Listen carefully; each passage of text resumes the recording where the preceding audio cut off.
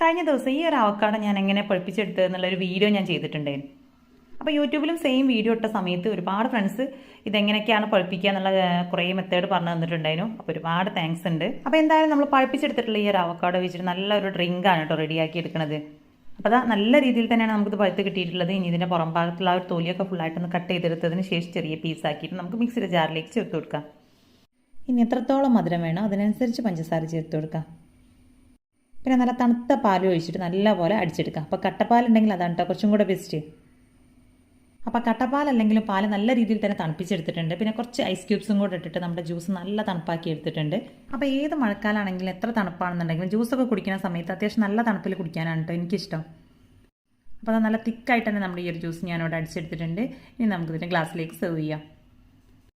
ഇനി കുറച്ച് നട്ട്സോ ഫ്രൂട്ട്സോ ഒക്കെ ചേർത്തിട്ട് നമുക്ക് ഇതിനെ ഡെക്കറേറ്റ് ചെയ്തെടുക്കാം കേട്ടോ. അതൊക്കെ നമ്മുടെ ചോയ്സാണ്. അപ്പോൾ ഓരോരുത്തരുടെയും ഇഷ്ടത്തിനനുസരിച്ച് ഇഷ്ടമുള്ളത് ചേർത്തിട്ട് നമുക്ക് കഴിക്കാം.